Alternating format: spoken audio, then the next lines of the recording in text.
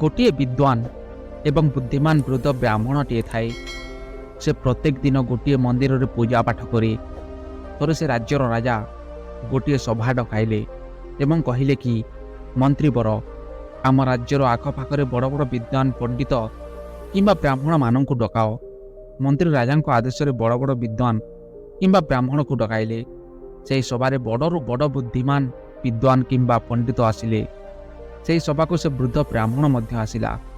ସେହି ସଭାରେ ରାଜା କହିଲେ, ଯିଏ ବି ମୋତେ ଭଗବାନଙ୍କୁ ଦେଖାଇବ କିମ୍ବା ତାଙ୍କ ସହିତ ସାକ୍ଷାତ କରାଇବ ତ ମୁଁ ତାକୁ ସ୍ୱର୍ଣ୍ଣ ମୁଦ୍ରାରେ ପୋତି ଦେବି ଏବଂ ନିଜର ପ୍ରମୁଖ ପଣ୍ଡିତ ବନାଇଦେବି। ଏବଂ ଯଦି ତମେ ମୋ କଥାରେ ରାଜି ହୋଇ ନ ଦେଖାଇ ପାରିଲ ତାକୁ ଶୂଳୀର ଦଣ୍ଡ ମିଳିବ। ଶୂଳୀର ଦଣ୍ଡକୁ କିଏ ବା ନ ଡରେ। ସବୁ ବ୍ରାହ୍ମଣ ପଛକୁ ଘୁଞ୍ଚିଗଲେ। ସେ ବୃଦ୍ଧ ବ୍ରାହ୍ମଣ ଆଗକୁ ଆସିଲା ଏବଂ କହିଲା, ମହାରାଜ, ମୁଁ ଆପଣଙ୍କୁ ଭଗବାନଙ୍କ ସହିତ ଭେଟ କରାଇଦେବି, କିନ୍ତୁ ଗୋଟିଏ କଥା, ଆପଣ ଏ ମାନବ ଶରୀରରେ ଦେଖିପାରିବେ ନାହିଁ ଏବଂ ଆପଣ ଶୋଇଥିବା ଅବସ୍ଥାରେ ଦେଖିବେ। କିନ୍ତୁ ମହାରାଜ, ଆଉ ଏକ କଥା, ତମେ ଯଦି ସତରେ ଭଗବାନଙ୍କ ଗୋଟିଏ ପରମ ଭକ୍ତ ହଟ ତ ନିଶ୍ଚୟ ଦେଖିପାରିବ। ଯଦି ତମେ ଭଗବାନଙ୍କୁ ମାନିବାର ନାଟକ କରୁଛ ତ ଦେଖିପାରିବ ନାହିଁ। ରାଜା ସେ ବ୍ରାହ୍ମଣର କଥାରେ ରାଜି ହୋଇଗଲେ ଏବଂ କହିଲେ, ଠିକ୍ ଅଛି, ତମେ ମୋତେ ଭଗବାନଙ୍କ ସାଥିରେ ସାକ୍ଷାତ କରାଇଦେବ ତ? ସେ ବୃଦ୍ଧ ବ୍ରାହ୍ମଣ କହିଲା, ଠିକ୍ ଅଛି ରାଜନ, ଆଜି ରାତିରେ ମୁଁ ଆପଣଙ୍କୁ ଭେଟ କରାଇଦେବି। ସଭିଏ ସେହିଠାରୁ ଘରକୁ ଚାଲିଗଲେ। ସେ ବୃଦ୍ଧ ବ୍ରାହ୍ମଣ ସେହିଠାରେ ହିଁ ରହିଗଲା। ଯେମିତି ସକାଳ ହେଲା ପୁଣି ସଭା ଆରମ୍ଭ ହେଲା। ସେ ବୃଦ୍ଧ ବ୍ରାହ୍ମଣ ଆସିଲା, ରାଜା ବି ଆସିଲେ। ରାଜା ରାଗରେ ଭରି ରହିଥାନ୍ତି। ସେ ରାଜା କିଛି କହିବା ପୂର୍ବରୁ ସେ ବୃଦ୍ଧ ବ୍ରାହ୍ମଣ ରାଜାଙ୍କୁ କହିଲା, ହେ ମହାରାଜ, କ'ଣ ଆପଣ ଭଗବାନଙ୍କୁ ମାନନ୍ତି ତ? କ'ଣ ଆପଣ ଭଗବାନଙ୍କ ଦ୍ରୋହୀ ନୁହେଁ ତ? ଆପଣ ଭଗବାନଙ୍କ ପୂଜାପାଠ କରନ୍ତି ତ? କ'ଣ ଭଗବାନଙ୍କ ଆପଣ ଶ୍ରେଷ୍ଠ ଭକ୍ତ ଅଟନ୍ତି ତ? ଯଦି ଏହିସବୁ କରନ୍ତି ଏବଂ ଆପଣ ଭଗବାନ ଦ୍ରୋହୀ ନୁହେଁ, ତାହେଲେ ଆପଣ ନିଶ୍ଚୟ ଆଜି ରାତି ଭଗବାନଙ୍କୁ ସାକ୍ଷାତ କରିଥିବେ। ଏହିସବୁ ପ୍ରଶ୍ନ ଶୁଣି ରାଜା ବା କରିବେ କ'ଣ? ସେ କହିଲେ, ଠିକ୍ କହିଛ ଆପଣ ମହାତ୍ମା, ମୁଁ ଭଗବାନଙ୍କୁ ସାକ୍ଷାତ କରିଛି।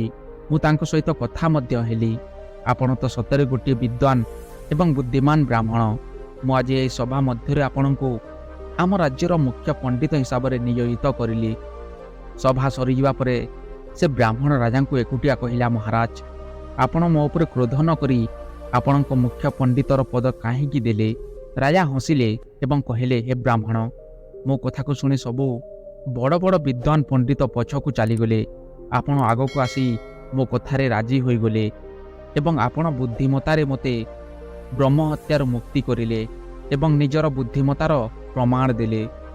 ସେଥିପାଇଁ ମୁଁ ଆପଣଙ୍କ ବୁଦ୍ଧିମତାର ସମ୍ମାନ କରି ଆପଣଙ୍କୁ ଏ ପଦଟି ଦେଇଦେଲି। ବନ୍ଧୁଗଣ, ଏ କାହାଣୀର ଶିକ୍ଷା ଏହା ଅଟେ କି ସବୁ ଜାଗାରେ କିମ୍ବା କ୍ଷେତ୍ରରେ ବଳ ଶକ୍ତି କାମରେ ଆସେ ନାହିଁ ଏବଂ ଗୋଟିଏ ସମୟ ଏମିତି ଆସିଥାଏ କି ଆପଣଙ୍କ ପାଖରେ ଅପାର ଶକ୍ତି ଥିଲେ ବି କୌଣସି କାର୍ଯ୍ୟରେ ଲାଗେ ନାହିଁ। ସେଥିପାଇଁ ନିଜ ପିଲା ଛୁଆଙ୍କୁ ବଳବାନ କରିବା ସହିତ ବୁଦ୍ଧିମାନ ମଧ୍ୟ କର। ଗୋଟିଏ ବଳବାନ ରାଜା ପ୍ରଜାଙ୍କ ଉପରେ ଶାସନ କରେ, କିନ୍ତୁ ଗୋଟିଏ ବୁଦ୍ଧିମାନ ମନ୍ତ୍ରୀ ରାଜାଙ୍କ ଉପରେ ଶାସନ କରେ।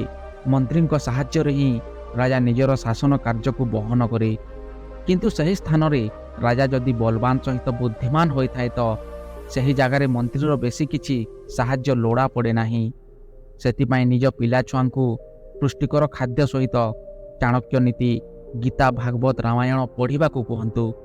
ଦେଖିବେ ଆପଣଙ୍କ ପିଲାଙ୍କ ମାଇଣ୍ଡସେଟ୍ କେମିତି ଡେଭଲପ୍ ହେବ।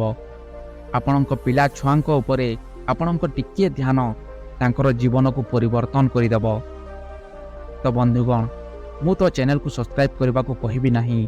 ଯଦି କାହାଣୀଟି ଭଲ ଲାଗିଥାଏ ତ ଗୋଟିଏ ସେୟାର କରିବା ଭୁଲିବେ ନାହିଁ ଏବଂ ସୁନ୍ଦର କମେଣ୍ଟଟିଏ କରିବେ ଏବଂ ଏହି ଚ୍ୟାନେଲର ପ୍ରତ୍ୟେକଟି ଭିଡ଼ିଓ ଶେଷ ପର୍ଯ୍ୟନ୍ତ ଦେଖିବେ।